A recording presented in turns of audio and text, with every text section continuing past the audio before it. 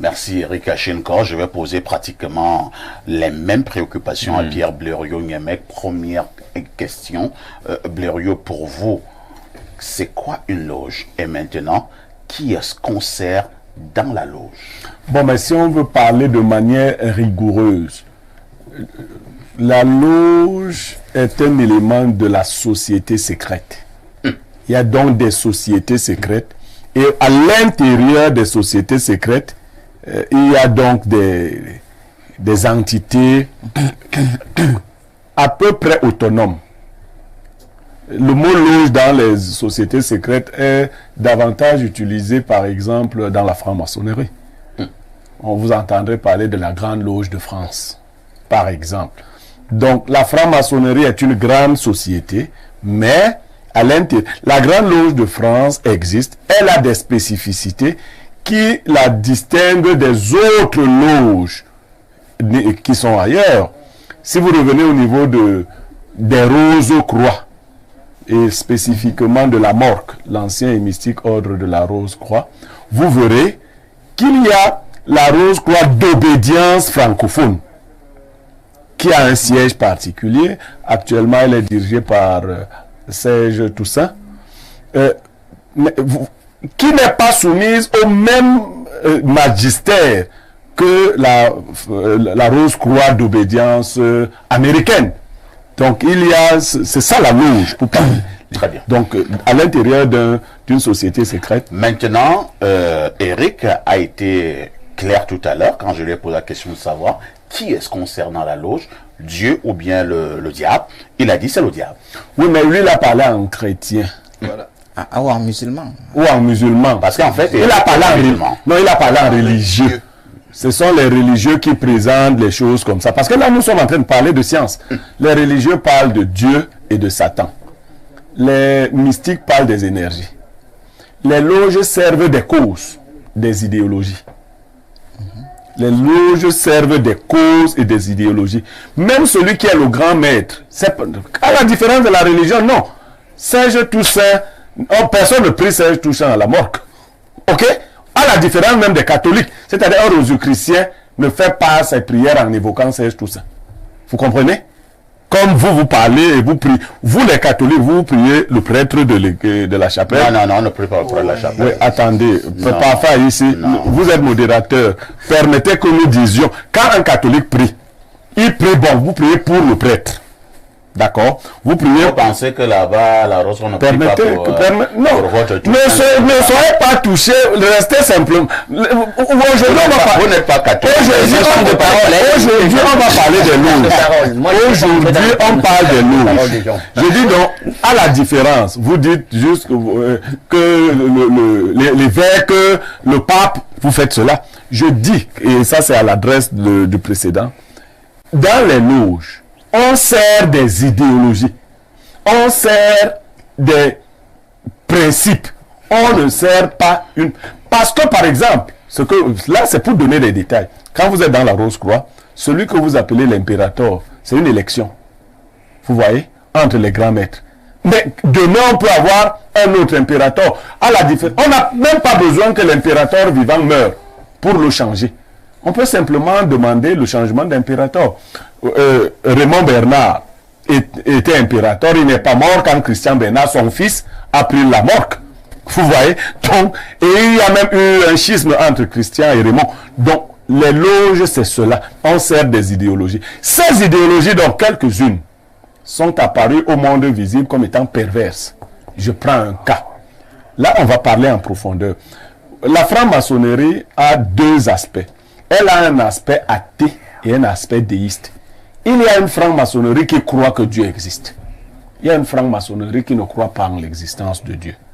Mais le principe de la franc-maçonnerie, c'est la liberté de conscience. C'est pour cela que c'est la franc-maçonnerie qui a donné à la France sa devise.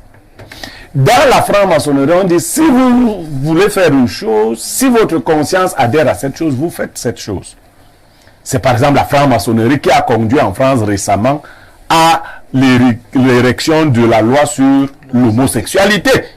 Mais cela ne veut pas dire que tous les francs-maçons sont tous homosexuels. Il n'y a aucune obligation pour un franc-maçon d'être homosexuel. c'est un choix de liberté de conscience de pratiquer l'homosexualité ou non quand vous êtes franc-maçon. On reviendra sur l'homosexualité tout à Bien l'heure, sûr. ayant trait à la franc-maçonnerie. Oui. Alain Douc, vous avez suivi ce qui s'est dit lorsque nous posons la problématique ce matin. Doit-on avoir peur des loges? J'ai failli dire que dans l'imagerie populaire, si je prends un pays comme le Cameroun et globalement dans bon nombre de pays africains, nous pensons fondamentalement que les loges sont mauvaises, les loges sont diaboliques, les loges sont sataniques et tout ce qui va avec. C'est exagéré, c'est excessif, ou alors, en fait, nous disons ce qui est. Absolument pas, ce n'est pas exagéré, c'est un fait. Sur le plancher en dame de tout temple maçonnique, on a une dialectique en blanc-noir. Vous connaissez le damier, au checkerboard. Il y a du blanc, il y a du noir, des carreaux en noir et blanc. Pour dire que le monde est dialectique et qu'il y a une confrontation entre deux mondes, deux réalités. Le blanc pour la lumière, la pureté, la sainteté, les valeurs sacrées, et le noir pour le monde de l'obscur, des ténèbres, d'accord, du mauvais, du mal. Et chacun de ces bords est régenté, gouverné par une entité spirituelle. Du côté de la lumière, il y a bel et bien, ça va vous déranger, il y a un créateur, il y a un Dieu suprême. Et de l'autre, il y a son antagoniste, qu'on nous appelons Lucifer, d'accord, ou Satan, ou le diable, appelez-le comme vous le voulez. C'est de ça qu'il s'agit. Maintenant, lorsqu'on parle de loge, vous verrez bien qu'étymologiquement parlant, la loge a la même racine que le verbe loger. C'est-à-dire que nous sommes dans un grand temple. Et dans un temple, dans un habitat, une habitation, il y a des loges, il y a des chambres, si vous voulez que je parle trivialement. Ces chambres peuvent donc être constituées de quoi? Quelqu'un l'a dit là tout à l'heure, c'est-à-dire que c'est des obédiences, des tendances, des courants, mais toutes sont dans l'enceinte du grand temple. Le grand temple qui les unit, dans le cadre de l'occulte, c'est le satanisme, car le satanisme a la même trame. Que vous soyez dans n'importe quelle obédience, vous aurez étudié à un moment donné. J'ai dit que je n'entrais pas dans le temps de parole des gens tout à l'heure. C'est quoi le satanisme? Je dis, le satanisme, c'est l'idéologie qui promeut, d'accord, Satan, Lucifer. Satan, c'est qui? Satan, c'est l'entité qui, c'est une personnalité, c'est même pas une entité seulement, c'est un esprit, d'accord, qui est un chérubin, d'accord, créé par Dieu, son créateur, et qui s'est opposé finalement à lui. On se comprend? Et qui est donc... Vous croyez à une telle chose? Mais qui est le prince de ce monde? Mais tu cites souvent la Bible ici, tu ne vas pas me... Non, aujourd'hui on va parler des loges. Justement, on va parler, et j'ai tout fait pour ne pas entrer dans ton temps de parole, donc tu fais tout pour ne pas me perturber. Allez-y, Alain. Voilà. Donc, et je disais donc, quelle que soit l'enseigne, quelle que soit la loge dans laquelle on est, la trame dans le satanisme est la même. C'est-à-dire que la cause commune, c'est d'ériger le temple terrestre qui permet que Satan soit évidemment le Dieu de ce monde et que ce soit son idéologie qui soit partagée, qui soit la valeur, en tout cas, son idéologie qui soit la valeur la mieux partagée entre les humains. Donc, vous allez remarquer, les gens aiment valoriser ce qu'ils appellent ici nos traditions africaines. Moi, j'ai lu quelques livres sur nos traditions africaines et la sorcellerie. Par exemple, je vais vous prendre un peuple subsaharien, là, les Mossi. Est-ce que vous savez, par exemple, que chez les Mossi, il y avait des rituels pour interpeller, pour invoquer la fertilité. Lorsqu'on voyait que le climat n'était pas favorable et puis les récoltes en coup, voilà, etc., on réfléchissait, ben, qu'est-ce qu'il faut faire? Alors, il y avait des rituels qu'on faisait de nuit et où on sacrifiait des enfants et on procédait pendant ce rituel à la mendication du corps de ces enfants qui étaient sacrifiés avec des danses rituelles. C'est du cannibalisme. Mais bien évidemment, ça fait partie de nos traditions. Est-ce que c'est parce que ça fait partie de nos traditions négro-africaines que c'est éthiquement bon, que c'est moralement correct, qu'on devrait promouvoir cela, qu'on devrait encourager cela? Non, absolument pas. Et c'est pour cela que je l'ai dit, le monde n'a rien à voir avec les problématiques de tradition. Parce que même chez ceux que vous appelez les occidentaux, ils ont des traditions, monsieur. Vous savez qu'en Occident, tout le monde ne croit pas au Dieu de la chrétienté.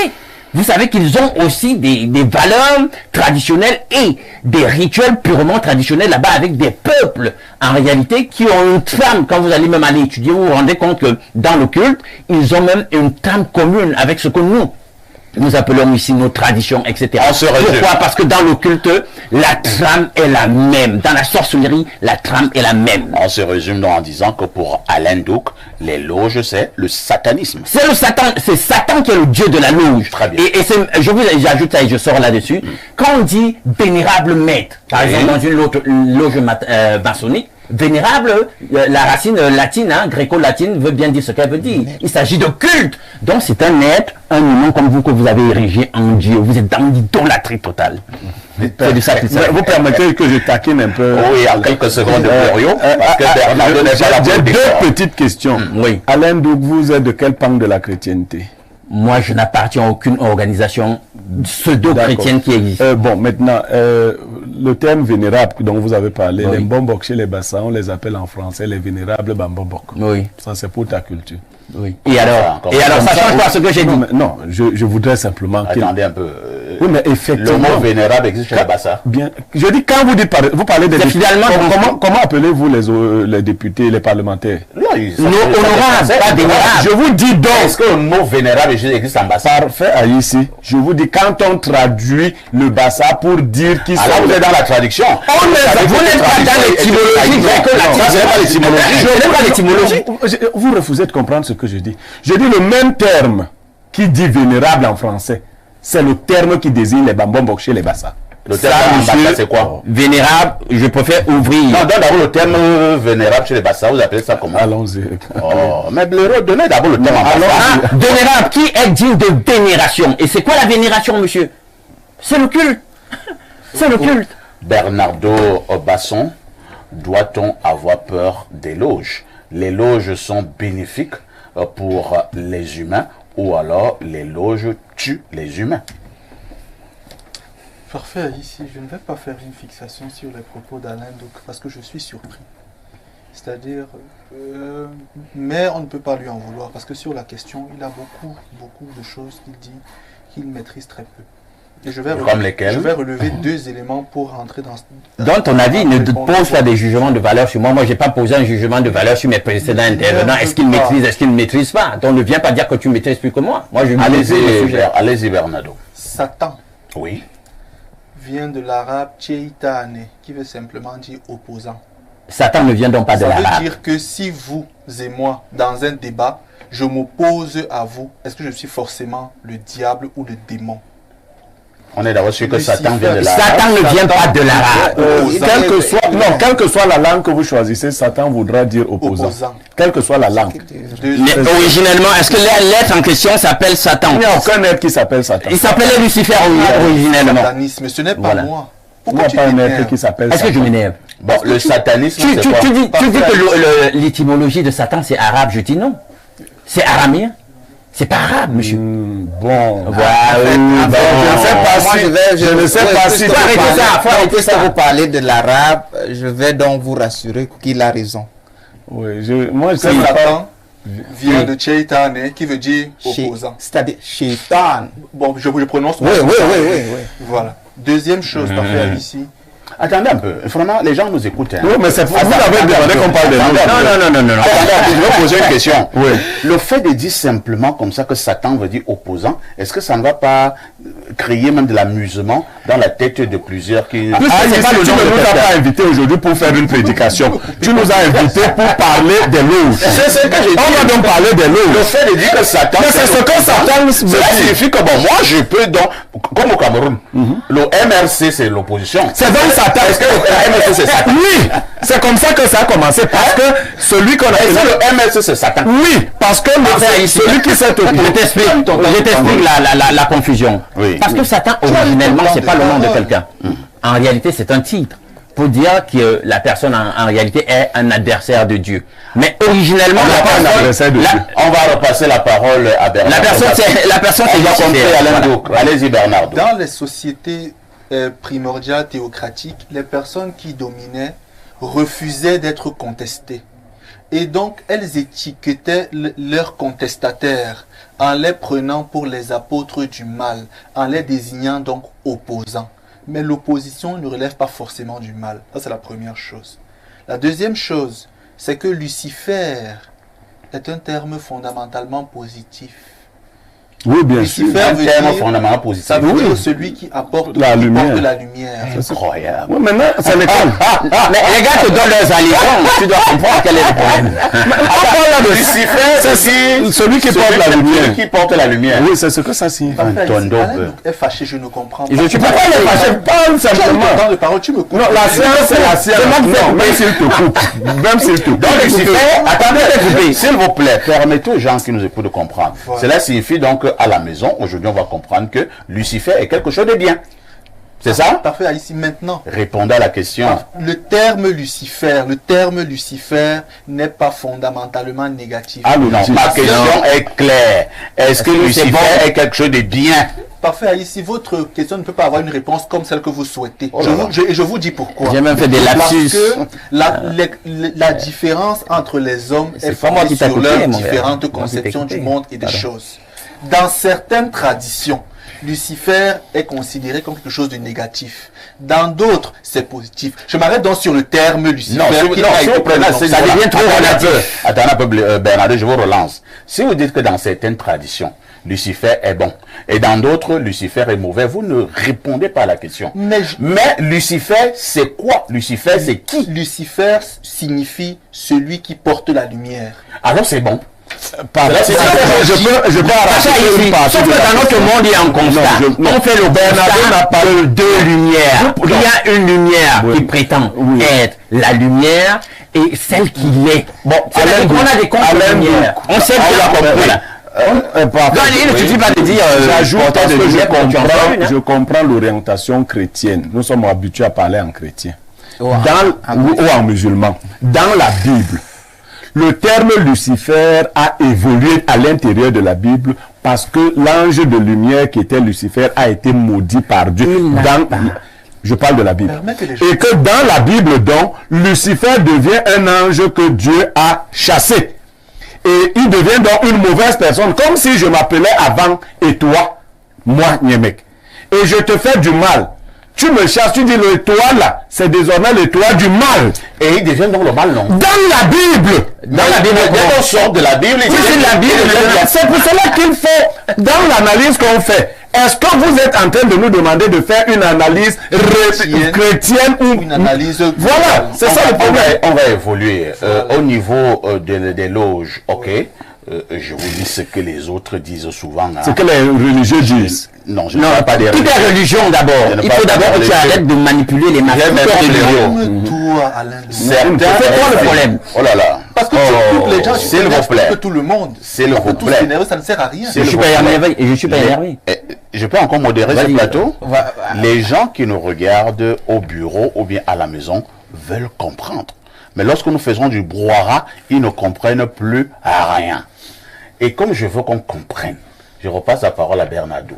Certains estiment que dans les loges, on sacrifie des êtres humains. On tue.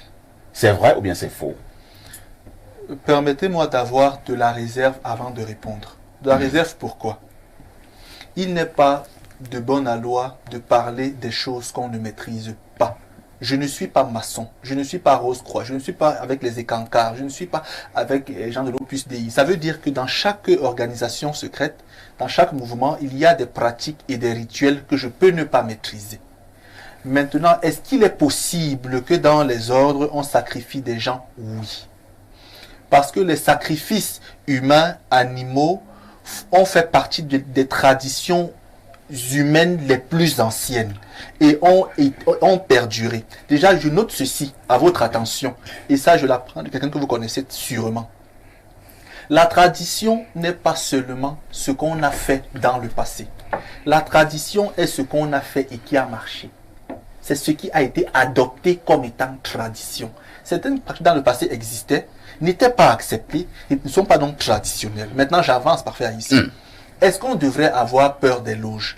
À la vérité, oui. Pour deux raisons. La première, c'est que Chez les psychologues, on dit la peur est un sentiment d'anticipation. Ne sachant pas ce qui s'y trouve, vous pouvez être prudent à l'idée d'y adhérer ou d'embrasser la philosophie, étant donné que ce qui s'y trouve peut être contraire à l'être que vous voulez développer en vous. En ce sens, il faudrait avoir peur. Deuxièmement, aujourd'hui, la lecture mondiale des choses nous donne également pour beaucoup à avoir peur. Pourquoi? Prenons le cas de certains pays. Dans ces pays, la plupart des dirigeants appartiennent à des ordres. Et quand vous regardez comment ces pays sont dirigés, sachant que l'ordre a une influence particulière sur l'humain qui suit le travail de manière profonde, vous concluez donc que dans beaucoup d'ordres, ce qu'on y fait n'est pas de nature à grandir la société. Maintenant, le regard chrétien est un regard très limité et il ne devrait pas forcément se gargariser. Pourquoi on pense que le regard C'est chrétien terrible, est c'est Parce terrible. que le regard chrétien se permet de juger ce qu'il ne Mais connaît pas. c'est ce que tu fais toi-même. Tu vois Tu par portes ça. un jugement de valeur. Vous savez que dans ces organisations, C'est terrible. on juge aussi les C'est chrétiens. mauvais. Très bien.